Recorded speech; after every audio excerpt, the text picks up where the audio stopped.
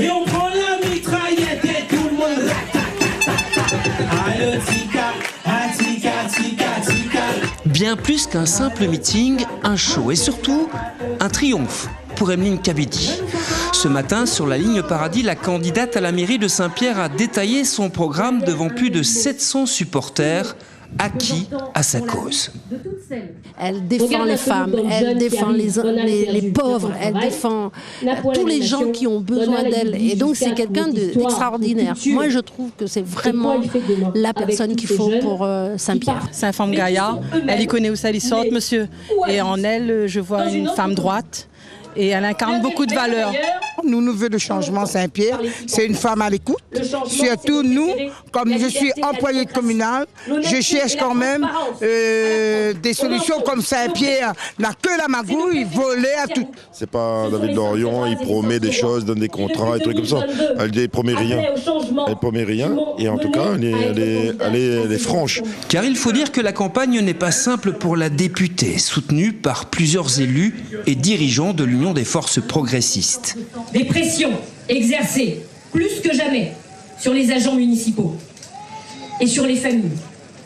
Cette semaine encore, le maire intérimaire, en personne, a convoqué des agents pour essayer de les détourner de leurs convictions citoyennes.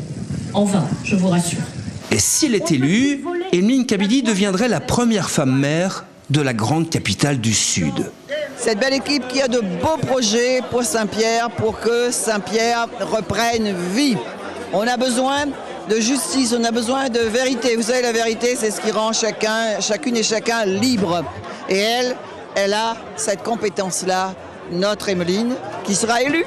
Plus de solidarité, des conseils citoyens, des maisons de quartier, de veillées, beaucoup d'idées nouvelles et un grand projet phare pour Saint-Pierre. Puisqu'aujourd'hui Saint-Pierre est embouteillé, il y a un véritable problème pour se déplacer. La faute aussi à la dégradation du réseau de bus, mais on sent bien avec l'évolution de cette ville et puis l'augmentation de la population à venir que l'on doit trouver des solutions durables et d'avenir pour pouvoir se déplacer. Se déplacer, c'est pouvoir travailler, c'est pouvoir étudier, c'est pouvoir se soigner et donc c'est indispensable. C'est pour ça que je propose un projet de tramway qui aille de Pierrefonds à Grandbois. Ses partisans la décrivent entière, altruiste et intègre.